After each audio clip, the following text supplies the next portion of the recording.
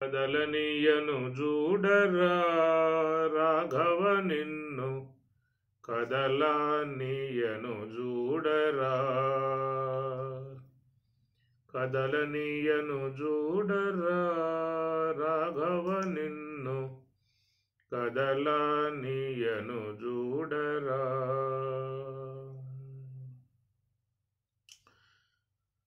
ఈశావాస్యోపనిషత్తు నిన్నటి రోజున 1-2 మంత్రాల మీద కొంచెం బాగా స్పీడ్గా నడిచింది. ఎంతవరకు మీకు అర్థమైందో తెలియదు. రెండవ మంత్రాన్ని ఒకసారి దాన్ని పైన దర్శించుకుని ముందుకు సాగుదాం.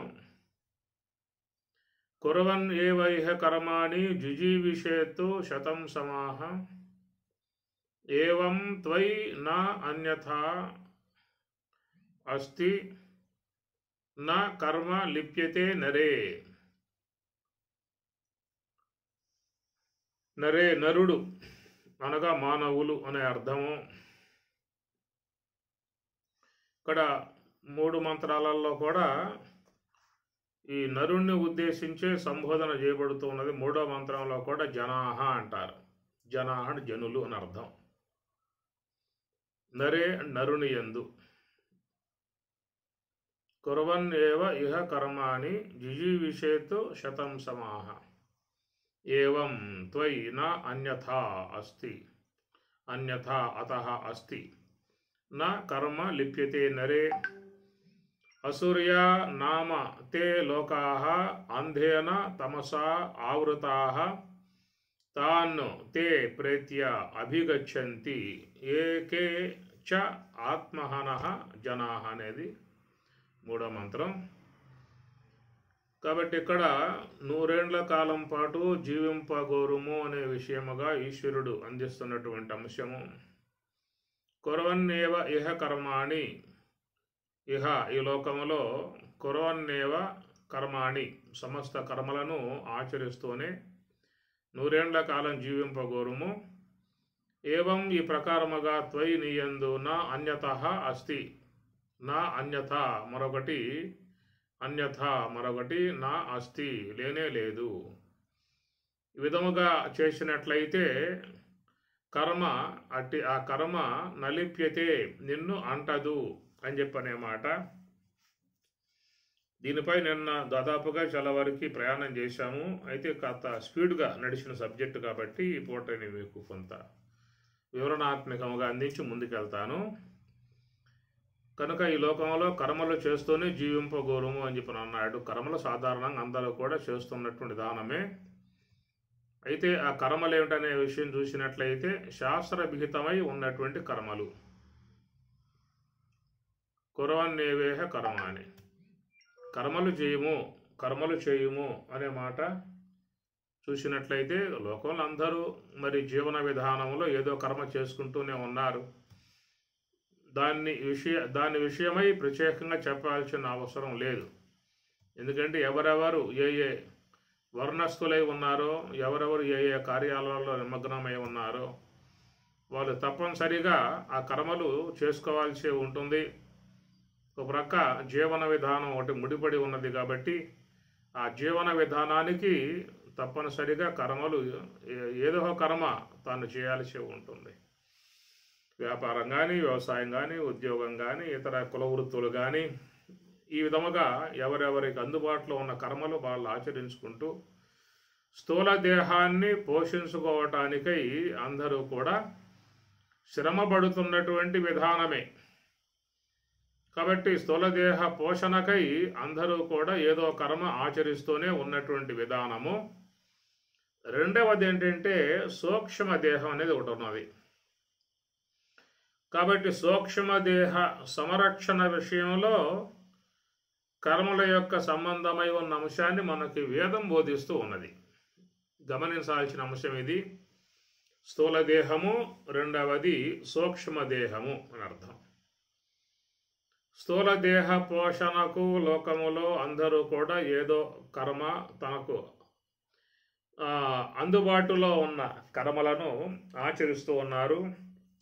స్థూల దేహాన్ని పోషించుకునే విధానము, ఆ స్థూల దేహానికి ఇంకా అనుబంధముగా ఉన్నటువంటి మరికొన్ని దేహాలు, భార్య, బిడ్డలు ఇత్యాది పరివారం అంతా ఉంటుంది కాబట్టి అవన్నిటినీ కూడా రక్షించుకోవడానికి, పోషించుకోవడానికి మానవుడు ఏదో కర్మ అనేది లోకంలో చేస్తూనే ఉంటాడు. ఈ కర్మలు మరి కొంత హింసాపూరితము కూడా వాటిల్లో చేరి ఉండే అవకాశం ఉంటుంది. దాని ద్వారా దోషాలు వచ్చే అవకాశం ఉంటుంది. ప్రత్యేకంగా చెప్తున్నటువంటి అంశము కురవన్ ఏవైహే కర్మాణి, నువ్వు తప్పనిసరిగా కర్మలు ఆచరించాలి అని చెప్పని అంటూ ఉన్నాడు. నా అన్యథా అతః అస్తి, నా అన్యథా ఇంతకంటే మరొక విధానం నరే నరునకు నా అస్తి లేదని చెప్పనే మాట. అదేమిటంటే మరి సూక్ష్మదేహం యొక్క సంబంధమై ఉన్నటువంటి విషయం అన్నమాట. కనుక సూక్ష్మదేహ ఉద్ధారకమై ఉన్నటువంటి దానిని ఇక్కడ ఆచరించాల్సి ఉంటుంది. ఎందుకంటే నరే అని చెప్పి అన్నాడు. ఇది నరునికి మాత్రమే, అనగా మానవునికి మాత్రమే సాధ్యమయ్యేటువంటి అంశము. ఇతర జీవులు ఎన్నో ఉన్నాయి ఈ విషయంలో. వాటికి మరి ఈ భేద విహితమై ఉన్న కర్మలను ఆచరించే విధానంగా వాటికి అవకాశాలు లేవు. కాబట్టి ఇక్కడ నరే అనే పదం వాడటం జరిగింది. ఇది మానవ దేహం ధరించి ఉన్నటువంటి జీవులకు మాత్రమే సాధ్యమయ్యేటువంటి అంశము. అందువల్ల ఇటు మానవులను ఉద్దేశించి సర్వేశ్వరుడు ప్రసాదించినటువంటిది వేదము. ఆ వేదం 2 భాగాలు, పూర్వ భాగం, ఉత్తర భాగము అని. కాబట్టి ఉత్తర భాగ సంబంధమై ఉన్న కర్మలు, పూర్వ భాగ సంబంధమై ఉన్న కర్మలు, ఈ 2 కూడా ఇక్కడ మనం చెప్పుకోవాల్సి ఉంటుంది. పూర్వ భాగం అని చెప్పనంటే అది కేవలం ఒక క్రతువులతో చేరి ఉన్నటువంటి కర్మలు అవన్నీ కూడా. పుణ్య ఆర్జన అని అర్థం. పుణ్యాన్ని ఆర్జించే విధానముగా ఉన్నటువంటి కర్మలు మనకు వేదం పూర్వభాగం బోధిస్తూ ఉన్నది. ఎందుకంటే ఈ పుణ్యం అనేది సూక్ష్మ దేహానికి కట్టబెట్టాలి. మనం లోకంలో సాధారణంగా ఆచరించే కర్మలన్నీ కూడా ధన ఉపార్జన, ధనాన్ని ఆర్జించేందుకై ఉన్నటువంటి కర్మలవన్నీ కూడా ఆ ధనాన్ని స్థూలదేహ పోషణకై వినియోగింపజేసుకుంటూ ఉన్నాం.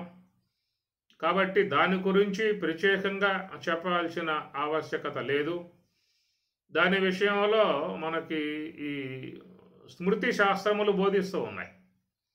పురాణములు, ఇతిహాసములు, స్మృతి శాస్త్రాలన్నీ కూడా ఈ స్థూలదేహ పోషణ విధానముగా చేసే కర్మల విషయములో వాటి ప్రస్తావన ఉన్నది. ముఖ్యంగా రామాయణం కానీ, భారతం కానీ, పురాణములు కానీ, ఇతిహాసం, స్మృతి గ్రంథములు, పరాశర స్మృతి, శంఖ స్మృతి, యాజ్ఞవల్క్య స్మృతి, మనుస్మృతి, ఇవన్నీ కూడా చూసినట్లయితే అవి స్థూలదేహ పోషణ విధానములో ధర్మాధర్మాలు ప్రబోధించే విధానముగా ఆచరించే కర్మల విషయాలు బోధిస్తూ ఉన్నాయి.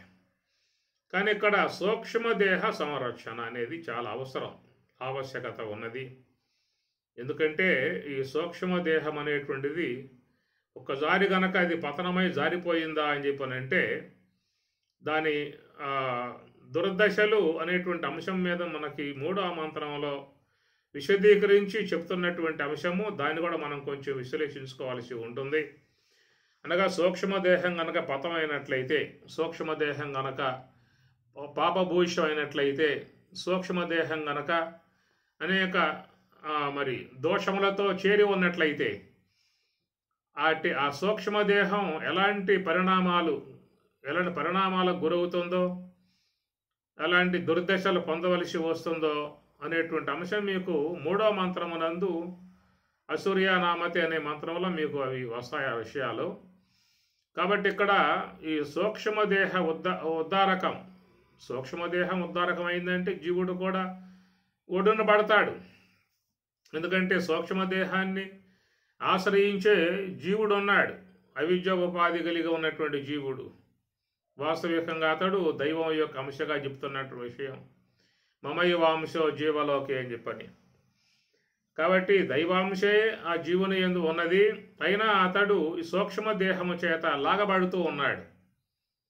ఈ లాగబడుతున్నాడు అనేటువంటి అంశం మీకు 15వ అధ్యాయంలో స్వామివారు చెప్పిన శ్లోకం. శరీరం యత్ అవాప్నోతి యచ్చాప్యుత్క్రామతీశ్వర గృహీత్వైతాని సంయాతి వాయు గంధాన్. వాయువు ఏ ప్రకారం గంధాన్ని తీసుకుపోతుందో అట్లాగా ఈ సూక్ష్మదేహం కూడా ఇంద్రియాలనేటువంటి గంధాన్ని తీసుకుపోవటము, దాంతోపాటు జీవుడు కూడా ప్రయాణం చేసే పరిస్థితి ఉందన్నమాట. సూక్ష్మదేహం ఏ వైపుకి ప్రయాణం చేస్తే జీవుడు ఆ వైపుకి పోవాల్సిందే. ఎందువల్లంటే జీవుడు అస్వతంత్రుడు. అజ్ఞానాంధకారంలో మునిగిపోవడం కారణంగా కర్మవాసనలకు బద్ధుడై ఉన్నాడు. కాబట్టి లోన ఉన్న ఆసురి గుణాలకు బద్ధుడై ఉన్న విధానం జీవుడు. అందువల్ల జీవుణ్ణి కించిజ్ఞుడు, అల్పజ్ఞుడు, ప్రాతిభాషికుడు, కల్పితుడు, బద్ధుడు అనే పదాలు వాడుతూ ఉంటారు. కాబట్టి ఆ ప్రకారంగా మరి ఆ జీవుడు సూక్ష్మ దేహాన్ని వీడి ఉండే పరిస్థితి కాదు. ఆ విధంగా ముడి వేయబడి ఉన్నటువంటి పరిస్థితి.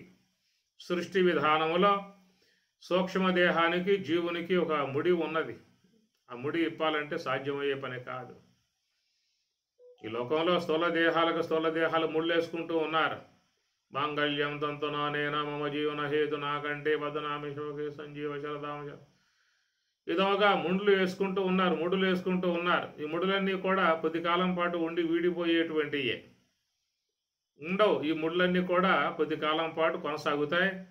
ఆ తర్వాత మళ్ళా ఏ జీవుడు యొక్క మార్గం ఆ జీవుడిదే వెళ్ళిపోయే పరిస్థితులు. కనుక మానవులు తమ వ్యవహారం కోసంగా వేసుకునేటువంటి ముడులు ఒక జీవితకాల పర్యంతం వరకే పనిచేసేటువంటివి. శరదహాం శతం 100 ఏళ్ల కాలం.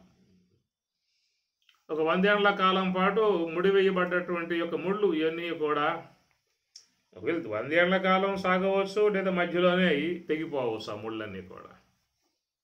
కానీ జీవుడితో ముడిపడి ఉన్నటువంటి ఆ సూక్ష్మదేహం 3 గుణములతో ముడిపడి ఉన్నటువంటి విధానంగా సూక్ష్మదేహం అది విడదీయరాని బంధము. అనగా జీవుణ్ణి వీడి సూక్ష్మదేహం ఉండదు. జీవుణ్ణి వీడి స్థూల దేహాలు ఉన్నాయి. కొద్ది కాలం పాటు కొనసాగుతాయి జీవుడితో పాటు, సూక్ష్మదేహంతో పాటు. ఆ తర్వాత స్థూల దేహాలు రాలిపోతాయి, పండుటాకులు రాలిపోతాయి. కానీ ఆ ప్రకారంగా సూక్ష్మదేహం రాలిపోయే పరిస్థితిగా లేదు. సూక్ష్మదేహము జీవుడి నుంచి దూరం అయ్యే పరిస్థితి లేదు. ఆ విధముగా ముడివేయబడి ఉన్నటువంటి అంశము సృష్టి విధానములోనే ఆ ప్రకారంగా ముడివేసేశాడు. ఒకవేళ స్థూల దేహం లాగానే సూక్ష్మదేహం కూడా పండుటాకులాగా రాలిపోయేదిగా ఉన్నట్లయితే అంతగా మనం ఈ కర్మల విషయమై ఆలోచించాల్సిన అవసరం లేదు. ఎందుకంటే ఈ కర్మలు చేసినటువంటివన్నీ కూడా ఈ సూక్ష్మదేహమునందు నిక్షిప్తమవుతూ ఉన్నాయి. కాబట్టి మరి ఆ యొక్క సూక్ష్మదేహం అనేది కూడా స్థూల దేహం లాగా ఏదో ఒక పూట జీవుడి నుంచి విడిపడుతుంది. అది కూడా పండుటాకులు రాలిపోతుంది, ఆ సూక్ష్మదేహం అంతరిస్తుంది అనేటువంటి దానికి అవకాశం ఎక్కడా లేదు. ఎందుకంటే ఈ జీవుడు కర్మలను అనుభవించడానికి ఏ దేహాల్లోకి పోతూ ఉన్నాడో ఆ దేహాల్లోకి పోయినప్పుడు తప్పనిసరిగా సూక్ష్మదేహం ఉండాలి. సూక్ష్మదేహం లేకుండా జీవుడు ఆ స్థూల దేహాల్లో ప్రవేశిస్తాడా? ఆ స్థూల దేహాల్లో ప్రవేశించి ఆ జీవుడు ఏం చేస్తాడు? గమ్మును కూర్చోవాల్సిందే. ఏదైనా స్థూల దేహం అనేది కరచరణాదులతో నిర్మాణం చేయబడింది. ప్లాన్ ప్రకారంగా కాళ్ళు, చేతులు, ముక్కు, నోరు, కన్నులు ఇట్లా గోళకాత్మకముగా కరచరణాదులతో నిర్మాణం చేయబడ్డటువంటి స్థూల దేహానికి ఇంద్రియాత్మకమై ఉన్నటువంటి సూక్ష్మదేహం కనుక లేకపోయిందా అంటే అలాంటి అవయవాత్మికమై గోళకాత్మికమై ఉన్న స్థూల దేహంలో సూక్ష్మదేహము లేని జీవుడు ప్రవేశించి ఏం చేస్తాడు? వాడు ఏం చేసే అవకాశాలు లేవు. అందువల్ల ఏ దేహాల్లోకి ప్రవేశింపగలిగినా ఈ జీవుడు సూక్ష్మదేహం తప్పనిసరిగా తన వెంబటే పెట్టుకోవాల్సిందే అనే విషయమే నీకు భగవద్గీత 15వ అధ్యాయంలో ఉత్క్రామతి అని చెప్పిన పదం వాడుతూ శరీరం యతో అవాపునోతి, ఈ దేహాన్ని పొంది ఉన్నటువంటి ఆ జీవుడు ప్రారబ్ధానంతరం ఉత్క్రామతి పై లేచిపోతున్నాడు. ఉత్క్రమణం అంటే అంటే పైకి, ఉత్క్రమణం అనగా దేహం వదిలి వెళ్ళిపోయేటువంటి పరిస్థితి అన్నమాట. ఆ పరిస్థితి నాడు మరి ఎట్లాంటి విధానంగా అతడు వెళుతున్నాడు అనే మాటకి వాయు గంధాన్యవాసయాత్ అనగా సూక్ష్మదేహము సూక్ష్మదేహ సంబంధ ఇంద్రియాలతో కూడా పోతున్నాడు అనేటువంటి మాటగా పరమాత్మ శ్లోకంలో బోధిస్తూ ఉన్నాడు. అందుచేత మరి ఈ ప్రకారంగా స్థూలదేహ సంరక్షణ విషయంలో మనం ఎంత జాగ్రత్తలు వహిస్తూ ఉన్నామో, ఎంత భద్రత అంటే ఎంత జాగ్రత్త అంటే మరి ఆ యొక్క సూక్ష్మదేహం కొన్ని వందల సంవత్సరాలు జీవించగలిగినా కూడా దానికి ఎలాంటి యొక్క ఇబ్బంది లేకుండా ఉన్నంత వనరులు సమకూర్చుకుంటున్నటువంటి విధానం మానవుడి నాడు. స్థూలదేహం పోతుంది, ఉండదనే విషయం తెలుసు, అది 100 ఏండ్లకు మించి ఉండే అవకాశాలు లేవు. అయినా కానీ దానికి చేస్తున్నటువంటి భద్రత అనేటువంటిది మాత్రం 1000 ఏండ్లకు సరిపోను భద్రతను వ్యక్తి జాగ్రత్త చేసుకోవటంలో జాగ్రత్త పడుతూ ఉన్నాడు. అది స్థూలదేహ సంబంధ విధానం. ఇక సూక్ష్మదేహ విషయానికి వస్తే దానికి సంబంధించినటువంటి యొక్క అంశమే ఈ మంత్రం. కుర్వన్ ఏవ ఇహ కర్మాణి నా అన్యథా అతః అస్తి నరే, నరునికి నా అన్యథా మరొకటి నా అస్తి లేదన్నాడు. అతః ఇంతకంటే అన్యథా మరొకటి నా అస్తి లేదు, ఏమి లేదని చెప్పనే మాట అంటే కుర్వన్ ఏహ ఇవ కర్మాణి, కర్మలు చేసే విషయము. ఇవి మనం చూసినట్లయితే వేదం పూర్వ భాగముతో ముడిపడి ఉన్న అంశము, వేదం ఉత్తర భాగముతో కూడా ముడిపడి ఉన్న విషయం.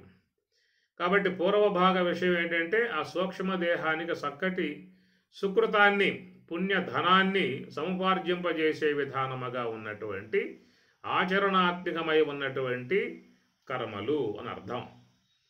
కనుక మనం సూక్ష్మదేహమునందు ఈశ్వరుడు ఏవైతే మనకి వేదం పూర్వభాగము ద్వారా సత్కర్మ సంబంధమై ఉన్నటువంటి దైవ అనుగ్రహ సంబంధమై ఉన్నటువంటి దైవారాధన సంబంధమై ఉన్నటువంటి దేవతారాధన సంబంధమైనటువంటి, గమనించండి మనకు పూర్వభాగంలో ఎక్కువగా మీకు దేవతారాధన అనేది వస్తుంది.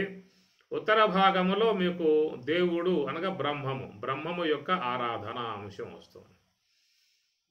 కనుక ఏకమై ఉన్నటువంటి బ్రహ్మం, మీకు ఏకమనేటువంటి యొక్క మాట మీకు 4వ మంత్రంలో అక్కడ ఆయన చెప్పుకురాబోతాడు ముందు అది బాగా ఉన్నటువంటి విషయం. అది అనేజత్ ఏకం, దైవం ఏకం ఒక్కడే, అనేజత్ ఏజత్ కదలడు, స్థిరమై ఉన్నటువంటి వాడుగా మనం 4వ మంత్రంలో అక్కడ వస్తుంది. కాబట్టి బ్రహ్మము యొక్క విషయమై మనకి మరి ఉపనిషత్తులలో చెప్పబడేటువంటి విధానం. కాబట్టి మరి బ్రహ్మమును ఆరాధించేటువంటి అంశం అది దేవదేవుడు, దేవతలను ఆరాధించేటువంటి అంశము వేదం పూర్వభాగం. కాబట్టి పూర్వభాగం అనేటువంటిది ఏంటంటే కర్మలు సత్కర్మలు అనేటువంటి వాటి ద్వారా, యజ్ఞయాగాదుల ద్వారా, దాన ధర్మాదుల ద్వారా ఈ ప్రకారంగా మరి ఆ దేవతలను ఆరాధించి దేవ ద్విజ గురు ప్రాజ్ఞ పూజనం శౌచం ఆర్జవం బ్రహ్మచర్యం అహింసాచ శారీరం తపః ఉచ్యతే అని పరమాత్మ తపస్సుగా కూడా చెప్పుకొచ్చాడు. దేవతలను ఆరాధించుట, ద్విజులు అనగా వేదవేత్తలను ఆరాధించుట, గురువు అనగా మంచి మార్గాన్ని బోధించే గురువులను ఆరాధించుట, ప్రజ్ఞావంతులై ఉన్నటువంటి వాళ్ళని ఆరాధించుట.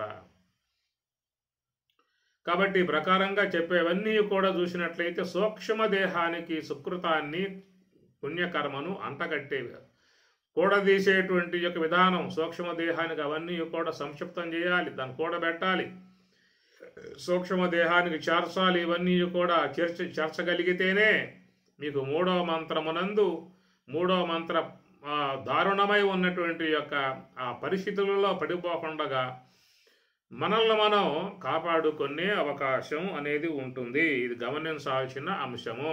ఈ మంత్రాలు కేవలం మీరు కంఠస్థం చేసి అట్లాగా ఒల్లి వేయటం నేర్చుకోమాకండి. కంఠస్థం చేయటం మంచిదే, అయితే దాంట్లో ఈశ్వరుడు సాక్షాత్ పరమేశ్వరుడు బోధించినది వేదం కాబట్టి ఈశ్వర ఉచ్ఛ్వాస నిశ్వాసలుగా చెప్పేది వేదం కనుక ఆయన చెబుతున్నటువంటి యొక్క మాటల్లోని అంతరార్థాన్ని పరమార్థాన్ని మనం గ్రహించుకోవటానికి ప్రయత్నం ముఖ్యంగా చేయాల్సి ఉంటుంది.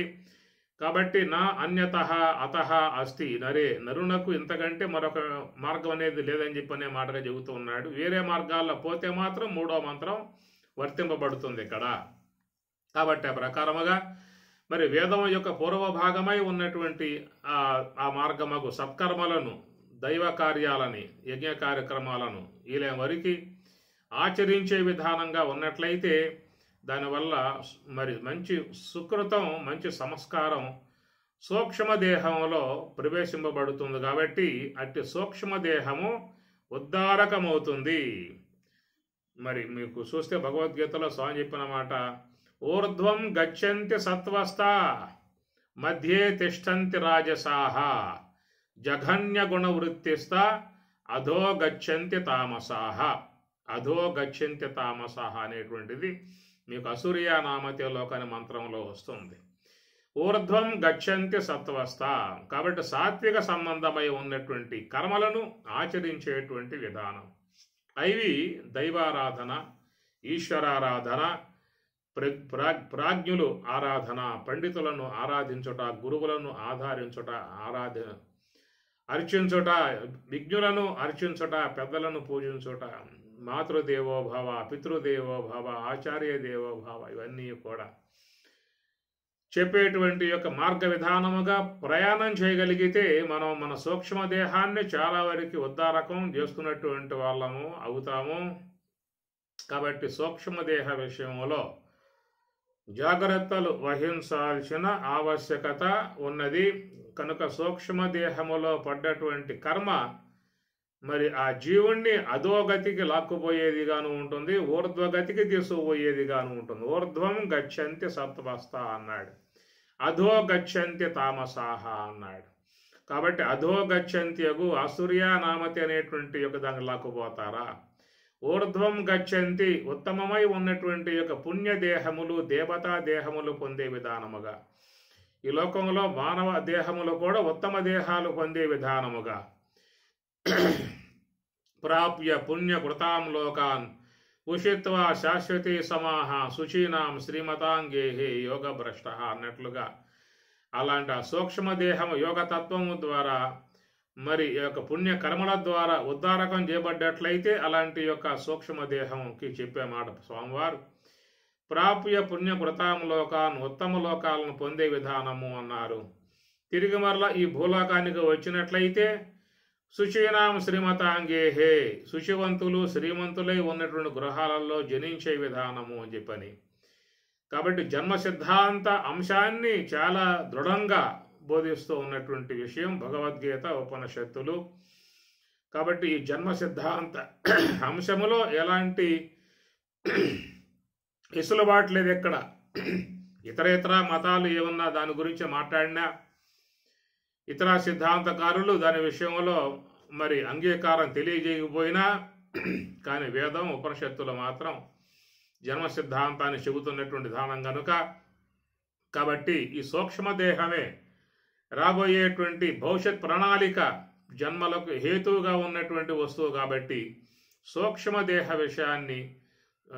విషయంలో జాగ్రత్త వహించి దానికి మనం వరకు దాంట్లో ఈ పుణ్య సంబంధమై ఉన్న సంస్కారాలని చొప్పించటం లాంటి విధానం ప్రధానంగా చేయాల్సి ఉంటుందనేటువంటి భావన మనకి ఈ రెండవ మంత్రంలో ప్రగాఢముగా స్వామివారు చెప్తున్నటువంటి అంశం.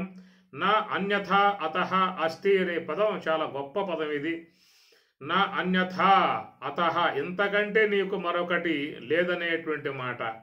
ఎందుకంటే సూక్ష్మదేహాన్ని సంరక్షణ చేసుకోవటానికి ఇంతకంటే మరొకటి లేదనే మాట. ఎందుకంటే పక్కన నరే అనే పదం వాడారు. ఎందుకంటే ఇలాంటి ఈ విధానాన్ని ఆచరించడానికి యోగ్యమై ఉన్నటువంటి దేహం నర నర అనగా మానవ దేహం అన్నమాట. విశ్వంలో ఎన్నో ఉన్నాయి శరీరాలు. ఇవన్నీ కూడా చూసినట్లయితే ఈ కింద శ్లోకంలో కింద మంత్రంలో చెప్పినటువంటి విధానముగా తాను తే ప్రేత్య అభిగచ్చంతి అన్నటువంటి విధానముగా ఆల్రెడీ ఆ జీవులన్నీ కూడా అలాంటి యొక్క అంధకారముతో అసుర సంబంధమై ఉన్న అంధకారములో పడిపోయి ఉన్నటువంటి విధానముగా ప్రవేశించి ఉన్నాయి. వాడికి అంధకారమే, చీకటి రాజ్యం, చీకటి వ్యవహారం, చీకటి జీవన విధానం. మానవేతర జీవితాలన్నీ కూడా చీకటి కోణములో ప్రయాణం చేస్తూ ఉన్నాయి, అంధకారములో మునిగిపోయి ఉన్నాయి. వాడికి ఎలాంటి జ్ఞానోదయం కలిగే అవకాశాలు లేవు. స్వతసిద్ధముగా ఏ కర్మలో కూడా ఆచరించే అవకాశం వాటికి లేదు. వేదము యొక్క పూర్వ భాగములో చెప్పబడ్డటువంటి క్రియలు కానీ, ఉత్తర భాగములో చెప్పబడ్డటువంటి ఉన్నతమైనటువంటి యొక్క నివృత్తి సంబంధ మార్గము కానీ, ఈ రెండింట్లలో ఏ మార్గములో కూడా పయనింపగలిగే అవకాశం మానవేతర జీవులలో అలాంటి ఆ క్రియా విధానము లేదు. అవి కేవలం అంధేన తమసా ఆవృతాహ, అంధత్వంతో తమస్సుతో ఆవహింపబడి ప్రకాశ విధానము లేకుండా కేవలం గుడ్డితనముగా ఆ చీకటి గుహలలో అవి ప్రవేశిస్తున్నటువంటి విధానము. ఆల్రెడీ ఆ సూక్ష్మదేహాలు అలాంటి యొక్క ఆ చీకటి గుహలలో, ఆ చీకటి అంధకారాలలో ప్రవేశించి ఉన్నాయి. ఆ ప్రవేశించిన విధానములో ఇక ఆ సూక్ష్మదేహములకు, ఆ సూక్ష్మదేహముతో చేరి ఉన్న జీవులు ఎంత లెక్క ప్రయాణం చేస్తారు అనేది కూడా చెప్పే అవకాశం కాదు. ఎందుకంటే ఇక్కడ లోకాహ అని బహువచనంలో చెప్పడం జరిగింది. లోకాహ అంటే లోకములు. ఏమిటా లోకములు అంటే ఈ యొక్క మానవేతర సంబంధమై ఉన్నటువంటి శరీరాలు ఏవైతే ఉన్నాయో అవన్నీ కూడా లోకములే. అవి అంధకారముతో చేరి ఉన్నటువంటివి, చీకటి గుహలగా చేరి ఉన్నటువంటి వాటి వివేకం ఉదయించే అవకాశం లేదు, ప్రజ్ఞ ఉదయించే అవకాశం లేదు, సత్యాసత్య జ్ఞానములు కలిగే అవకాశం లేదు, ధర్మాలు తెలిసే అవకాశం లేదు, పుణ్యపాప సంబంధమై ఉన్నటువంటి యొక్క మార్గం తెలిసే అవకాశం లేదు, నివృత్తి మార్గంగా ప్రయాణం చేసే అవకాశం లేదు, మోక్ష విధానంగా ప్రయత్నం చేసే అవకాశం లేదు. కేవలం ఒక అంధకార గుహలో ప్రవేశించి కేవలం ఆ ప్రకారంగా ఆ ప్రాణ భయంతో పరుగులు తీస్తూ అవి జీవన పోరాటంగా చేసుకుంటూ పోతూ ఉన్నాయి. అంతకంటే మరొక విధానం వాటికి లేదనేటువంటిది. ఈ ప్రకారముగా మానవేతర జీవులన్నీ కూడా ఈ అంధకార కోపములో మునిగి ఉన్నటువంటి విధానము. ఎందుకంటే నరుడకు మంచి అవకాశము, ఎంత చేసుకోగలిగితే అంత అవకాశము, ఎంత పుణ్యాన్ని సంపాదించగలిగితే అంత అవకాశము, ఎంత జ్ఞానాన్ని సంపాదించగలిగితే అంత అవకాశము, ఎంత జపమును చేయగలిగితే అంత అవకాశము, ఎంత ధ్యానమును చేయగలిగితే అంత అవకాశము. అన్నీ కూడా స్పష్టత కలిగి ఉన్నటువంటి విధానం. ఎక్కడ చాలా స్పష్టత ఉన్నది. స్పష్టత చేయటానికి మరి వేదం పూర్వ భాగం, ఉత్తర భాగం ఉన్నది. దాన్ని తెలియజేయటానికి మహాత్ములు ఉన్నారు. యతీశ్వరులు, సాధువులు, సన్యాసులు, పరవరాజ్యకులు, విద్వత్సత్తములు, పండితులు, మహాత్ములు ఎంతోమంది ఉన్నారు. ఇలాంటి ఈ ప్రకాశమానముగా ఉన్నటువంటి విధానంలో ఉన్నటువంటి నరుడు మరి ఆ జాగ్రత్త పడి తనకు సరైనటువంటి యొక్క మార్గాన్ని ఎన్నిక చేసుకొని ఆయన జాగ్రత్త పడగలిగితే దాని ద్వారా రాబోయేటువంటి కాలములో మరి ఆ యొక్క పతనం కాకుండా ఇతర కింద చెప్పే శ్లోక విధానంగా అంధేన తమసావృత, అంధత్వము గల లోకాలలో ప్రవేశింపబడకుండా, వాటిలో పడకుండా తనను తాను కాపాడుకున్నటువంటి వాడు అవుతాడు. అందుచేత పూర్వభాగ సంబంధమై ఉన్నటువంటి కర్మ విభాగాలని ఆచరిస్తావా, ఉత్తర భాగ సంబంధమై ఉన్నటువంటి కర్మ విధానాలని ఆచరిస్తావా అనేటువంటి విషయంలో చక్కగా అవగాహనతో జీవించాల్సి ఉంటుంది. ఉత్తర భాగ విధానం చూసినట్లయితే సమస్త కర్మలను ఉపసంహరింపజేయుట అనేటువంటి కర్మలను ప్రబోధిస్తుంది ఉత్తర భాగం. దానిని చక్కగా తెలియజేసేటువంటి శ్లోకమే భగవద్గీతలో బ్రహ్మణి ఆదాయ కర్మాణి అని అంటాడు. సంగం త్యక్త్వా కరోతి యః లిప్యతేన సపాపేన పద్మపత్రం యవ అంబస. బ్రహ్మణి ఆదాయ కర్మాణి, ఇక్కడ కురవన్ ఏవైహ కర్మాణి అనే మాట చూసినట్లయితే ఏ యొక్క క్రియలకు హేతువుగా ఉన్నాయో ఇంద్రియాలు, మన శరీరములో ఉన్నటువంటి సూక్ష్మదేహములో చేరి ఉన్నటువంటి జ్ఞాన కర్మ ఇంద్రియములు ఏవైతే అంతరింద్రియాలు ఉన్నాయో ఇవన్నీ కూడా కర్మలు అనేటువంటివి కొనసాగించుకోవడానికి అనుగుణ్యముగా ఏర్పడి ఉన్నటువంటివి, ప్రకృతి ద్వారా అవి ఏర్పడి ఉన్నటువంటివి. కాబట్టి ఈ యొక్క ఇంద్రియములతో మరి మానవులు పూర్వభాగం ఆశ్రయించి పూర్వభాగ విధానములో దేవతారాధన సంబంధమై ఉన్నటువంటి యజ్ఞయాగాది కర్మలను ఆచరించినట్లయితే సూక్ష్మదేహానికి పుణ్యాన్ని చక్కగా ఏర్పాటు చేసిన వాళ్ళం అవుతాము. అట్టి పుణ్య విశేషము చేత మరి సూక్ష్మదేహం ఈ దేహానంతరం ఉత్తమ గతులు, ఉత్తమ దేహాలు ఇలాంటివి పొందే అవకాశముగా సూక్ష్మదేహానికి ఏర్పడుతుంది. ఒక అంశం అది. రెండవది ఏంటంటే మరి ప్రకృతి ద్వారా ఏర్పడ్డటువంటి జ్ఞానేంద్రియ, కర్మేంద్రియ, అంతరేంద్రియాలు కర్మలు చేసేవిగా ఉన్నాయి కాబట్టి మరి వాటిని నివృత్తి మార్గ విధానములో, ఇదేమో ప్రవృత్తి మార్గ విధానం, ఇంద్రియాలను ప్రవృత్తి మార్గముగా వాడుకుంటూ ఉన్నాం.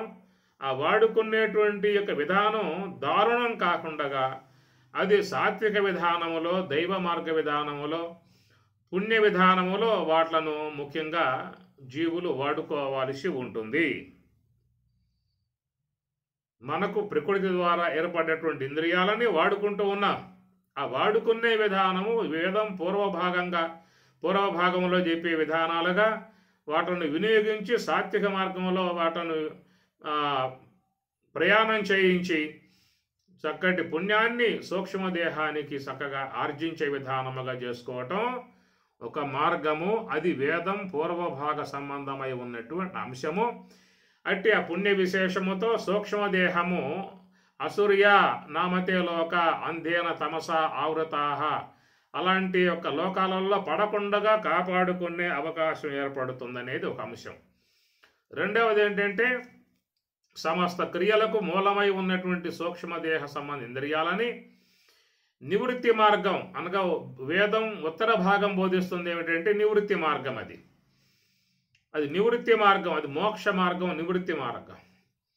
కాబట్టి మోక్ష మార్గమునందు ఉన్నటువంటి వాడై ఏ యొక్క ఇంద్రియాలైతే క్రియలు కలిగి ఉన్నాయో ఆ క్రియలు కలిగి ఉన్నటువంటి యొక్క వాట్లను క్రియ రహితముగా చేసేటువంటి కర్మ మనం చేయాల్సి ఉంటుంది. కుర్వన్ ఏహ ఇహ కర్మాణ అన్నాడు. కాబట్టి ఈ కర్మ చేయగలుగు. కాబట్టి ప్రవృత్తి సంబంధమై ఉన్నటువంటి కర్మను కుర్వన్ చేస్తావా, నివృత్తి సంబంధమై ఉన్నటువంటి కర్మలను కుర్వన్ చేస్తావా? ఇది రెండు అంశాలు. ఎక్కడ ప్రవృత్తి విధానముగా ఉన్న కర్మలను ఆచరించినట్లయితేనేమో సూక్ష్మదేహం ఉద్ధారకమవుతుంది. నివృత్తికి సంబంధించిన కర్మలను ఆచరించినట్లయితే సూక్ష్మదేహం బ్రహ్మములో విలీనమవుతుంది. కాబట్టి బ్రహ్మములో విలీనం చెందినటువంటి అంశాన్ని ప్రస్తావనగా చూస్తే మీకు ఈ మంత్రములో నా కర్మ లిప్యతే అనే పదం దానికి వర్తింపబడుతుంది. ఎవరైతే వేదము యొక్క ఉత్తర భాగముగు నివృత్తి మార్గ సంబంధమై ఉన్న విధానములో కర్మేంద్రియ కర్మలు, జ్ఞానేంద్రియ కర్మలు, అంతరేంద్రియ కర్మలు ఇవన్నీ కూడా లేకుండా ఉండుట అనేటువంటి కర్మలను ఆచరించగలిగితే సమస్త ఇంద్రియ సముదాయాన్ని బ్రహ్మణి ఆదాయ మూడవ సోపానము అనబడేటువంటిది బ్రహ్మణి ఆదాయ అని అర్థం. మొదటి సోపానం సోహం, శ్వాసను గమనించుట. ఇది ప్రథమాంశం. ఇది ఎందుకంటే ఉద్ధారకం చేయటానికి మనం తొలిగా అవలంబించినటువంటి మార్గం, గురువు ద్వారా తెలియజేయబడ్డటువంటి మార్గం, మన అంతర్ముఖ విధానంలో అడుగులు వేయటానికి అవకాశముగా ఉన్నటువంటి మార్గం. తొలి మెట్టు, మొదటి మెట్టు అన్నమాట. కాబట్టి ఆ ప్రకారముగా మొదటి సోపానముగా సోహమునందు కూర్చున్నప్పుడు ఇక అక్కడి నుంచి ఏ యొక్క ఇంద్రియములైతే ఉన్నాయో అట్టి ఇంద్రియ కర్మలు అనబడేటువంటివి కర్మరహితము అనేటువంటి కర్మలు ఆరంభం చేయబడతాయి. ఇంద్రియములకు కర్మలు ప్రకృతి ద్వారా ఏర్పాటు చేయబడి ఉన్నాయి కాబట్టి అట్టి ప్రకృతి ద్వారా ఏర్పాటు చేయబడి ఉన్నటువంటి కర్మలు కర్మేంద్రియ కర్మలు, జ్ఞానేంద్రియ కర్మలు, అంతరేంద్రియ కర్మలు, ఆ కర్మలు అనబడేటువంటివి కర్మరహిత విధాన కర్మలు ఆరంభింపబడతాయి. ఆ విధముగా ఆరంభింపబడే విధానం మనకి ఈ నివృత్తి మార్గ సంబంధమై ఉన్నటువంటి శ్వాస ఆశ్రయం ద్వారా అట్టి ఆ విధానం మనకు తొలి అడుగు అక్కడ వేయబడుతుంది. ఆ ప్రకారంగా ప్రయాణం చేయగలిగితే మనకు రెండవ అంశముగా తత్వమసి అనేది అంశం చెప్పుకొచ్చారు. తత్వమసి విధానంగా ప్రయాణం చేసినప్పుడు దాదాపుగా సర్వేంద్రియములో కూడా ఇక అవి వ్యవహార విధానాన్ని పూర్తిగా సద్దుమణిగి ఉండుట అనే అంశం ఏర్పడుతుంది. ఇక ఇంద్రియములలో ఏ కర్మలు కూడా ఉండవు అనేటువంటి అర్థం అన్నమాట. కాబట్టి చూసే కర్మ నేత్రం, ఆ నేత్రం చూసే కర్మ లేకపోవడం అనే కర్మ ఆచరించాలి. వినే కర్మ శ్రోత్రేంద్రియం, ఆ వినే కర్మ అనేది లేకుండా చేయటము, ఆ కర్మ అనేది మనం చెయ్యాలి. అట్లనే మాట్లాడేటువంటి కర్మ వాగేంద్రియం, అట్టి వాగేంద్రియమునందు ఆ కర్మ లేకుండా ఉండే విధానం గల కర్మ మనం చేయాలి. గంధాన్ని ఆగ్రానించే విధానం ఘ్రాణేంద్రియ కర్మ అయితే ఆ కర్మ లేకుండా ఉండే కర్మను మనం ఆచరించాల్సి ఉంటుంది. ఇలాంటి కర్మలు ఆచరించి జ్ఞాన సంబంధమై, కర్మేంద్రియ సంబంధమై, అంతరేంద్రియ సంబంధమై ఉన్న కర్మలు అనేటువంటివి లేకుండా ఉండేటువంటి కర్మలు ఆచరించాల్సి ఉంటుంది. అది రావాలని చెప్పి అన్నట్లయితే అది నివృత్తి మార్గమునకు మాత్రమే ఒక అవకాశం ఉంటుంది. ఆ నివృత్తి మార్గంలో ప్రయాణం చేసినప్పుడు దాదాపుగా రెండవ సోపానమగు తత్వమసి అనేటువంటి ఆ సోపానములో ప్రవేశించినప్పుడు సర్వేంద్రియములో కూడా సర్వేంద్రియంబులు ఉపశాంతి నొందనే మాటగా చెప్పబడుతున్నటువంటి విధానం అది. దాని కుండలిని యోగం అన్నారు. ఆ తత్వమసి, తత్వం అసి కనుక ఆ యొక్క బ్రహ్మమునకు సమీపముగా ఉండేటువంటి యొక్క విధానం. త్వం అనగా జీవుడు, తత్ అనగా ఆ బ్రహ్మము, ఆ బ్రహ్మమునకు సమీపత్వమును పొందాడు. ఎప్పుడంటే ఈ శ్వాస అనేది 10 అంగుళములుగా సంచరించేటువంటి శ్వాస తగ్గి కేవలం 2 అంగుళముల మాత్రమే సంచరించేటువంటి విధానముగా ఏర్పడ్డటువంటి స్థితి. అది ఆకాశ తత్వము అన్నారు. ఆకాశ శరీరం అని బ్రహ్మ సత్యాత్మ ప్రాణారామం అనే మాటలు మనకి తైత్రీయంలో చెప్పబడుతూ ఉన్నాయి. కాబట్టి ఆ ప్రకారంగా రెండవ సోపానముగా ఉన్నటువంటి తత్వమసి మహావాక్య స్థాయికి పోయినప్పుడు సర్వేంద్రియములలో కూడా అన్ని కర్మలు దాదాపుగా ఉపశమనం చేయబడ్డటువంటి విధానమే. ఇక ఆ తర్వాత 2 అంగుళములుగా సంచరించేటువంటి శ్వాస కూడా పూర్తిగా ఆగిపోవటం జరిగినప్పుడు ఇక సమస్త ఇంద్రియ సముదాయముతో కూడా సూక్ష్మదేహము మరి బ్రహ్మమునందు లీనం కావటం జరుగుతుంది. బ్రహ్మములో విలీనం కావటం జరుగుతుంది. దాన్నే పరమాత్మ గీతలో బ్రహ్మణి ఆదాయ, బ్రహ్మమునందు ఉంచు అన్నాడు. ఇది మామూలుగా చెప్పుకోవాల్సి వస్తే ఎట్లా చెబుతారు? ప్రపంచమునందు ఉంచు అని చెప్పనంటే అది అందరూ చేస్తున్నటువంటి పనే. నీ సర్వేంద్రియాలను కూడా ప్రపంచమునందు ఉంచు అనేటువంటి మాట అందరూ జీవితంలో ఆచరిస్తున్నటువంటి అంశమే. లేదా నీ సమస్త ఇంద్రియాలని పుణ్య మార్గాలలో ప్రవేశింపజేయి అని కూడా చెప్పవచ్చు. ఈ ప్రకారంగా మరి ఇంద్రియాలని ప్రపంచ విషయాల యందు ఉంచటము, పుణ్య కార్యముల యందు ఉంచటము, ఇట్లా అనేక కార్యములలో ఇంద్రియాలను ఉంచటం లాంటివి జరుగుతూ ఉన్నది. కానీ బ్రహ్మణి ఆదాయ కర్మాణి, సమస్త ఇంద్రియ కర్మలను బ్రహ్మమునందు ఉంచటము అని చెప్పనే మాటకి ఏం చెప్తారు? అసలు అర్థం ఏం చెప్పే అవకాశం మామూలుగా ఉంటుంది? ఈ మార్గం తప్ప. నివృత్తి మార్గము ద్వారా శ్వాస యొక్క ఆశ్రయం ద్వారా ఏ యొక్క ఇంద్రియములైతే, ఏ యొక్క సూక్ష్మదేహ సంబంధ ఇంద్రియములైతే అవి పారజల్లబడినాయో, ఈ మాట యొక్క తృతీయాధ్యాయంలో స్వామివారు చెప్పుకొస్తారు. సమస్త ఇంద్రియములన్నీ కూడా ప్రపంచ విషయాలలో పారజల్లబడ్డాయి అన్నాడు. అనగా విస్తరించి అవన్నీ కూడా విజృంభిస్తూ ఉన్నాయి, విహరిస్తూ ఉన్నాయి, విచ్చలవిడిగా ప్రయాణం చేస్తూ ఉన్నాయి ప్రపంచ విషయాలలో. అలాగా పోతున్నటువంటి యొక్క వాటిని బ్రహ్మని ఆదాయ బ్రహ్మమునందు ఉంచడం అంటే ఏమిటి అర్థం? దానికి ముందుగా నువ్వు చేయాల్సిన పని మనస్సును గనక పరబ్రహ్మ స్వరూపముగు శ్వాస యందు ఉంచినట్లయితే ఇక సర్వేంద్రియముల యందు కూడా వ్యవహారం సన్నగిలుతుంది. అనగా మనస్సు లేని ఇంద్రియాలు అవి ప్రవర్తించే అవకాశం లేదు. మనస్సు ప్రమేయం లేకుండా స్వతసిద్ధముగా పోగలిగే శక్తి ఇంద్రియాలకు లేదు. కనుక మనస్సు యొక్క తోడ్పాటు చేసుకునే ఇంద్రియాల విషయాల మీదకు పోవాల్సి ఉంటుంది. అందువల్ల ఇంద్రియాలకు బలం మనస్సు.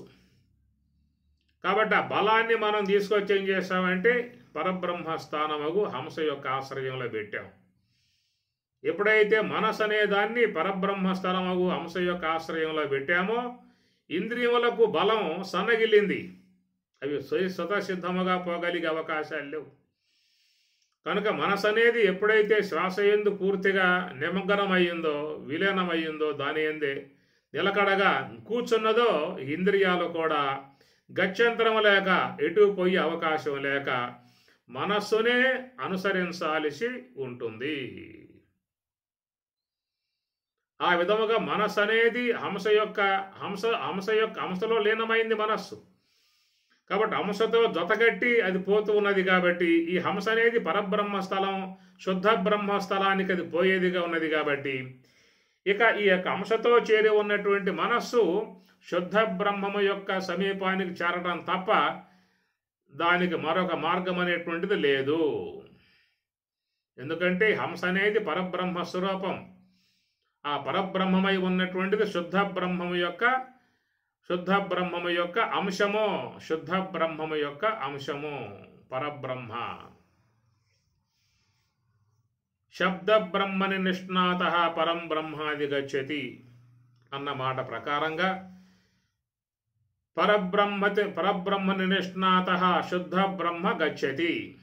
కాబట్టి ఈ ప్రకారముగా పరబ్రహ్మ స్వరూపమై ఉన్నటువంటి శ్వాస, ఇది స్వయంగా వేదమే దీన్ని ఇట్లాగా వర్ణిస్తూ ఉన్నది. వాయో త్వం ఏవ ప్రత్యక్షం బ్రహ్మాసి, త్వాం ఏవ ప్రత్యక్షం బ్రహ్మ వదిష్యామి, వృతం వదిష్యామి, సత్యం వదిష్యామి అంటూ ఉన్నాడు ఆ మహర్షి.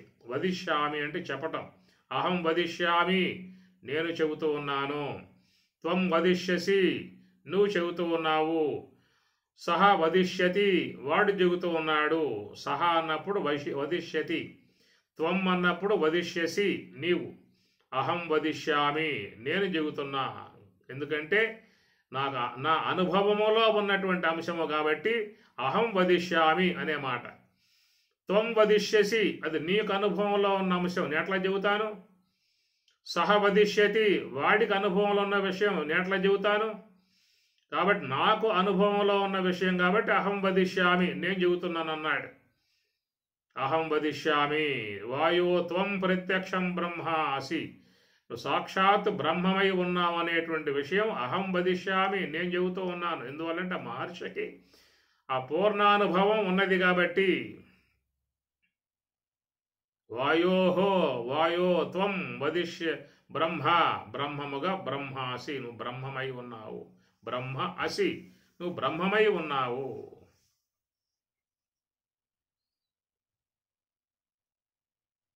తత్, ఆ బ్రహ్మమే నీవై ఉన్నావు అనేది, అది పరబ్రహ్మ స్వరూపం శ్వాస. సత్యం వదిష్యామి, వృతం వదిష్యామి, రెండు మాటలు ఇక్కడ. వృతం అన్నా సత్యం అన్నా రెండు దాదాపుగా దగ్గర ఉన్న అంశములే. వృతం అనేటువంటిది సత్యము యొక్క నీడ. సత్యం అనేది బ్రహ్మం. సత్యం జ్ఞానం అనంతం బ్రహ్మ, త్రికాలాబాధ్యమై ఉన్న విధానం సత్యం. ఆ సత్యము యొక్క నీడ, అంశమే, సత్యము యొక్క ఛాయ అంశమే వృతం. కాబట్టి ఆ బ్రహ్మము యొక్క ఛాయ, బ్రహ్మము యొక్క అంశగా ఈ శ్వాస ఉన్నది. కాబట్టి ఈ శ్వాస విషయములో, శుద్ధ బ్రహ్మము యొక్క విషయంలో రెండింటిని గురించి చెప్తూ సత్యం వదిష్యామి, ఋతం వదిష్యామి.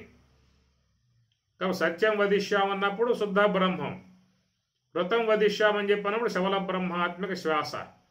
కాబట్టి వాయో త్వం ఏవ ప్రత్యక్షం బ్రహ్మాసి, త్వాం ఏవ ప్రత్యక్షం బ్రహ్మ వదిష్యామి, అహం వదిష్యామి త్వాం, నిన్నే నేను సాక్షాత్కరించిన బ్రహ్మముగా చెప్తున్నాను అన్నాడు. ఎందువల్లంటే ఆ యొక్క దాన్ని ఆశ్రయించి నివృత్తి మార్గంలో ప్రయాణం చేసి దాని యొక్క ఆశ్రయం ద్వారా శుద్ధ బ్రహ్మమును చేరుకున్నాడు. కాబట్టి ఆయన దృఢముగా ఆ విషయాన్ని ప్రతిపాదిస్తూ ఉన్నాడు.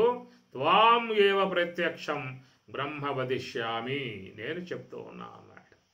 కాబట్టి ఆ ప్రకారముగా సాక్షాత్ శుద్ధ బ్రహ్మము యొక్క అంశమై ఉన్నటువంటి మరి పరబ్రహ్మాత్మికముగా ఉన్నటువంటి శ్వాస యొక్క ఆశ్రయంలో పూర్తిగా మనస్సు అనేది ఉన్నప్పుడు ఇక సర్వేంద్రియములో కూడా ఎటు పోయే అవకాశాల్లో గచ్చత్రం లేదేక, మనస్సు ప్రమేయం లేకుండా పోగలిగే శక్తి ఇంద్రియాలకు లేదు. కాబట్టి మనసు ఏ వైపు పోతే ఇంద్రియములు ఆ వైపుగా పోవాల్సి ఉంటుంది. శ్రోత్రం శ్రోత్రం చక్షుస్పర్శనం చ రసనం ఘ్రాణవేవచ అధిష్టాయ మనశ్చాయం విషయానుపసేవతే అన్నాడు కదా.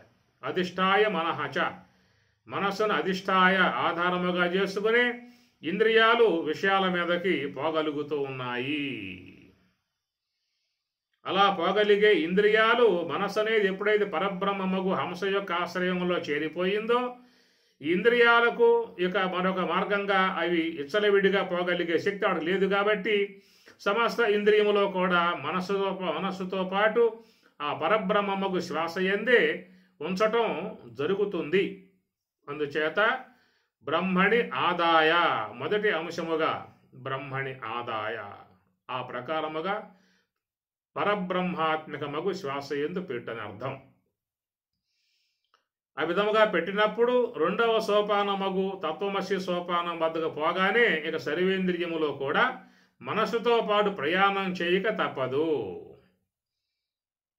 మనసుతో పాటే ఇక ఇంద్రియములు కూడా మరి ఆ యొక్క రెండవ సోపానం తత్వమసి యందు అక్కడ పరబ్రహ్మము యొక్క పూర్ణ రూపము దాల్చి ఉన్న విధానం కుండలిని యోగంగా చెప్పేటువంటి అట్టి ఆ స్థితి యందు సమస్త ఇంద్రియములో కూడా చెంచలింపకయుండు అని అన్నాడు. సన్మనః పవనములు చెంచలింపకయుండు, సర్వేంద్రియంబులపశాంతి నుండు. సన్మనః పవనములు, సన్మనః పవనం, ఎప్పుడైతే మనః మనస్సు, పవనం గాలి, ఈ రెండూ కూడా ఆగిపోయి ఉన్నటువంటిది కుండలిని సుషుమ్నా ద్వారము, ఇంద్రయోని, బ్రహ్మరంధ్రము, మోక్షద్వారము, కైవల్యధామము, కైవల్యధామము, మోక్షద్వారము.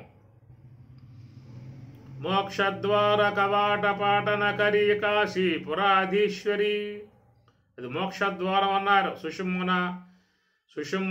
సుషుమ్న వద్ద ఉండుట, అది 2 అంగుళములుగా సంచరించే పరిస్థితి ఏర్పడ్డప్పుడు శ్వాసకి అది ఆకాశతత్వం అవుతుంది, కుండలిని సమీపమవుతుంది. దాన్నే మహాత్ములు మోక్షద్వారం అన్నారు, ఇంద్రయోని అన్నారు, బ్రహ్మరంధ్రం అన్నారు, కైవల్య ధామము అన్నారు, ఈశ్వర సాన్నిధ్యము అంటారు. అది ఈశ్వర సాన్నిధ్యం. అక్కడ ఈశ్వరత్వం పూర్ణముగా ప్రకాశమానమై ఉంటుంది. అనిమాది మహాసిద్ధులన్నీ కూడా అక్కడ చేరి ఉంటాయి. సమస్త ఋషులందరూ కూడా ఆ స్థానమునందే నివాసముగా చేసుకుని ఉన్నారు. అలాంటి ఆ స్థలములో సర్వేంద్రియములో కూడా ఉపశాంతిని పొంది ఉంటాయి. కాబట్టి అక్కడి నుంచి ఆ సుషుమ్నా ద్వారంలో ప్రవేశించినప్పుడు ఇక ఇంద్రియాత్మికమై ఉన్నటువంటి సూక్ష్మదేహం తన సపరివారముగా పోయి ఆ బ్రహ్మమునందు మునక వేసిన విధానము. బ్రహ్మానందవారాశి వాసన ఒక్కింసుక సోకి నేని బ్రవినాశం బంధు. ఇది అవభృత స్నానం. యజ్ఞం చేసిన తర్వాత ఆ యజ్ఞకర్తలందరూ కూడా, ఋత్విక్కులందరూ కూడా, యజ్ఞ చేసినటువంటి యజమాని అందరూ కూడా పోయి నదీ స్నానం చేస్తారు. దాని అవభృత స్నానం అనేదిగా చెప్తారు. అట్లా ఇక్కడ జ్ఞానయజ్ఞములో, అంతరయజ్ఞములో బ్రహ్మయజ్ఞము శ్రేయాన్ ద్రవ్యమయాత్ యజ్ఞాత్ జ్ఞానయజ్ఞ పరంతవ సర్వం కర్మాఖిలం పార్థ జ్ఞానే ప్రసమాప్యతే.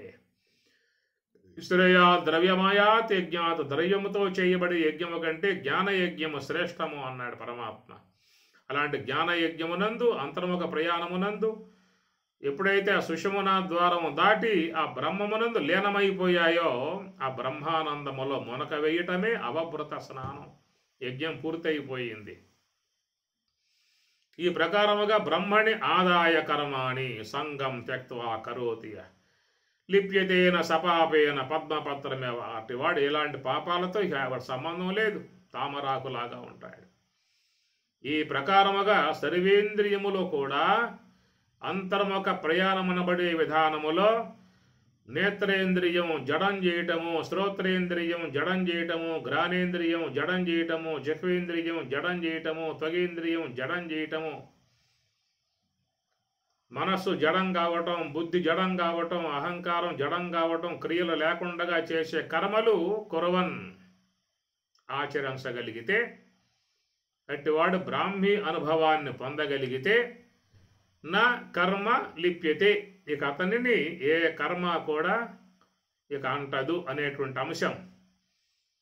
కేవలం కుర్వన్ ఏవైహ కర్మ అనే పదాన్ని వేదం పూర్వభాగం వైపుకు తీసుకున్నట్లయితే, ఈ వేదం పూర్వభాగంలో చెప్పేటువంటి దేవతారాధన సంబంధమై ఉన్నటువంటి క్రతువులు కానీ, యజ్ఞములు కానీ, యాగములు కానీ, పూజలు కానీ, వ్రతములు కానీ ఇత్యాదివన్నీ కూడా ఆచరించే విధానముగా ఉన్నట్లయితే ఆ సుకృతం అనేటువంటిది తప్పనిసరిగా సూక్ష్మదేహములో చేరుతుంది అనేటువంటి మాట.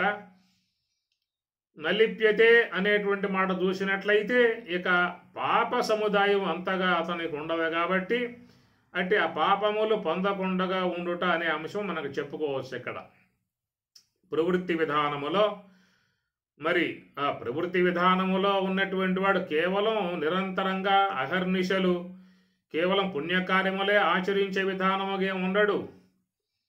ఉదయమో సాయంత్రమో పర్వదినాలలోనూ ఎప్పుడో ఒకసారి పుణ్యకార్యాలు ఆచరించే విధానమే తప్ప దాదాపుగా చాలా వరకు స్థూలదేహ సంబంధమై ఉన్న, స్థూలదేహ పోషణ సంబంధమైన కర్మలే ఎక్కువ శాతం ఆచరిస్తూ ఉంటాడు. కాబట్టి ఈ స్థూలదేహ సంబంధ పోషణార్థమై ఆచరించే కర్మల ద్వారా మరి ఇటు కొంత పాపం అనేటువంటిది వస్తుంది. ఇక వేదం పూర్వభాగం నందున్నటువంటి యొక్క సత్కర్మల యందు అపేక్ష గలవాడై అట్టి కర్మలను ఆచరించినట్లయితే దాని ద్వారా వచ్చే పుణ్యము కూడా సూక్ష్మదేహాన్నే చేరుతుంది.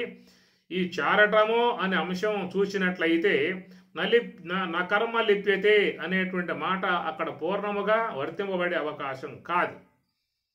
ఇది కేవలం బ్రహ్మని ఆదాయ, బ్రహ్మములో విలీనం చెంది ఆ బ్రహ్మమునందు సమస్త కర్మలను లేకుండా చేసే కర్మలు ఆచరించి నివృత్తి కర్మ ద్వారా సమస్త కర్మలను లేకుండా చేసేటువంటి కర్మలు ఆచరించగలిగితేనే అటివాడు ఏ కర్మ అనేది ఉండదేక మొత్తం కర్మత నాశనం అయిపోతుంది. జ్ఞానాగ్ని ద్వారా దగ్ధం చేయబడుతుంది, బ్రహ్మాగ్ని ద్వారా కాల్పబడుతుంది. భూతం భావిష దుష్కృతం ప్రదహత సంవిన్మయే పావకే ప్రారబ్ధాయ సమర్పితం స్వపుహు ఇత్యేషా మనీషా మమ. ఈ ప్రకారముగా మనం ఈ మంత్రాన్ని కేవలం ఈ భౌతికముగా ఉన్నటువంటి శాస్త్ర విహిత పుణ్యకర్మలు అనేటువంటి ఆచరించుటయే అనేటువంటి అర్థం వరకే ఆగే అవకాశం కనపడలా.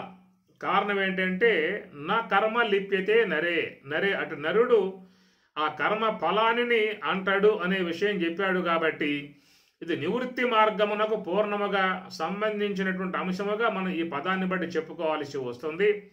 కాబట్టి ఈ ప్రకారం పరమాత్మలో చెప్పినట్లుగా బ్రహ్మణి ఆదాయ కర్మాణి, బ్రహ్మమునందు సమస్త కర్మలను ఉంచుట అనేటువంటి కర్మలను ఆచరించాల్సిన విధానము నరే ఈ లోకంలో ఒక మానవునికి మాత్రమే సాధ్యమైనటువంటి యొక్క అంశము. అసూర్యానామతే లోక అని చెప్పన్నట్లుగా అలాంటి యొక్క ఆశ్రయ సంబంధమై అంధత్వముతో చేరి ఉన్నటువంటి దేహాలలో ప్రవేశించినటువంటి జీవులకు అది సాధ్యమయ్యే అవకాశం లేదు. కాబట్టి ఇక్కడ నరే అని చెప్పి అన్నాడు. నరదేహములో మానవ దేహములో చేరి ఉన్నటువంటి జీవుడికి మాత్రమే అవకాశము, సువర్ణావకాశము కలిగి ఉన్న విధానము. ఎలాంటి యొక్క మెలకువ కలిగి ఉన్న, విజ్ఞత కలిగి ఉన్న, వివేకం కలిగి ఉన్న, సాత్వికత కలిగి ఉన్న, పుణ్య సంస్కారం కలిగి ఉన్న, శాస్త్రం పట్ల విశ్వాసం కలిగి ఉన్న, పెద్దల వాక్యముల పట్ల విశ్వాసం కలిగి ఉన్న అలాంటి వాడు ఈ వరకు సూక్ష్మదేహ ఉద్ధారకం కోసంగా తప్పనిసరిగా ప్రయత్నం చేస్తాడు. ఆ ఉద్ధారక విధానములో పుణ్యమును ఎక్కువ శాతంగా సూక్ష్మదేహములో చేర్చే ప్రయత్నం అన్నా చేస్తాడు, లేదా నివృత్తి విధానములో ఆ సూక్ష్మదేహ ఇంద్రియాలని సమస్త కర్మలను తీసుకుపోయి బ్రహ్మమునందు పడవేసేటువంటి ప్రయత్నం అన్నా చేస్తాడు.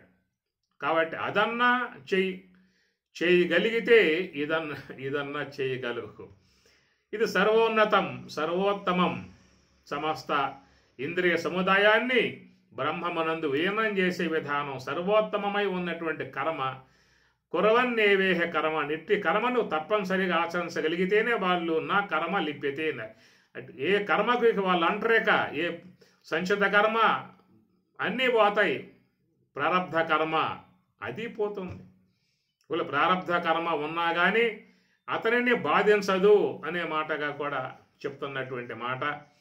కాబట్టి ప్రకారముగా ఏ కర్మ అతనినిక అంటే అవకాశం లేదు. ఎందుకంటే ఆయన పావనత్వాన్ని పొందాడు, శుద్ధమై ఉన్నాడు, బ్రహ్మాగ్నితో ప్రకాశిస్తూ ఉన్నాడు, బ్రహ్మామృతమునందు ఊలలాడుతూ ఉన్నాడు, బ్రహ్మానందములో మునకలు వేస్తూ ఉన్నాడు. అట్టి ఆ యొక్క బ్రహ్మమే తానై ఉన్నటువంటి వాడిని ఏ కర్మ అంటుందా? బ్రహ్మాన్ని కర్మ అంటుతుందా? అంటేది జీవుణ్ణి అంటుతుంది, సూక్ష్మదేహాన్ని అంటుతుంది. కాబట్టి జీవుణ్ణి పట్టి పీడిస్తుంది కర్మ, జీవుణ్ణి పట్టి లాగుతుంది, ఆ జీవుణ్ణి తీసుకుపోయి అనేక దేహాలలో పడవేస్తుంది, నానా దుఃఖాలను అనుభవింపజేస్తుంది. అంటే ఈ విధానం అంతా కూడా సూక్ష్మదేహం వరకు జీవుని వరకే చెప్పాల్సి ఉంటుంది. జీవునికి అతీతమై ఉన్నటువంటి ఏ యొక్క బ్రహ్మమున్నదో ఆ బ్రహ్మమును ఈ కర్మ అంటదు. ఆ బ్రహ్మమునకు, శుద్ధ బ్రహ్మమునకు, జీవునికి మధ్యలో ఉన్నటువంటి ఈశ్వరుణ్ణి కూడా అంటది కర్మ. శుద్ధ బ్రహ్మం ఆ వైపు, జీవుడు ఈ వైపు కాగా మధ్యలో ఉన్నటువంటి విధానం శుద్ధ సాత్విక మాయతో చేరి ఉన్నటువంటి ఈశ్వరుణ్ణి కూడా ఆ కర్మ అనేది అంటదు. ఈశ్వరుని దాకా కర్మ పాదు. కాబట్టి కర్మ అనేటువంటిది ఈ సుకృత దుష్కృత కర్మలు, పుణ్యపాప కర్మలు సూక్ష్మదేహాన్ని అంటుతాయి, జీవుణ్ణి బాధిస్తాయి. కాబట్టి శుద్ధ బ్రహ్మమును అంటదు. వాళ్ళు శుద్ధ బ్రహ్మమై ఉన్నారు కాబట్టి నలిప్యతే కర్మ. అట్టి ఆ కర్మ మరి అట్టి బ్రహ్మజ్ఞానముతో ప్రకాశించేటువంటి వాడిని అంటదు. కాబట్టి మరి నరే అన్నారు కాబట్టి మానవ దేహము ప్రస్తుతం ధరించి ఉన్నాం కనుక ఈ మానవ దేహానికి 3 దశలు పరమాత్మ ఏర్పాటు చేసిన విధానం. బాల్య యవ్వన వృద్ధాప్యములని చెప్పని బాల్యములో చేయలేకపోయినా యవనమునందు పూర్తిగా చేయగలిగే అవకాశం ఉన్నది. ఒకవేళ యవనమునందు విషయముల యొక్క వాటిలో మునిగిపోయి ఉన్న వృద్ధాప్యమునందు సంబంధమై ఉన్న స్పృహ జ్ఞానం ఉంది కాబట్టి అప్పుడైనా కొంతైనా ఆచరించడానికి యోగ్యత ఉన్నది, సత్కర్మలు చేయడానికి అవకాశం ఉన్నది. కనీసం పుణ్యమన్నా ఆర్జించి పెట్టగలిగితే ఆ సూక్ష్మదేహం ఉన్నదే అది 3వ మంత్రంగా చెప్పేటువంటి యొక్క దుర్దశ స్థాయికి పోకుండా కాపాడుకున్నటువంటి వాళ్ళము అవుతాము. ఓం సహనా భవతు సహనౌ భునక్తు సహ వీర్యం కరవావహై తేజస్వినావధీతమస్తు మా విద్విషావహై. ఓం శాంతి శాంతి శాంతి. హరి ఓం తత్సతు. శ్రీ గురుభ్యో నమః. హరి ఓం.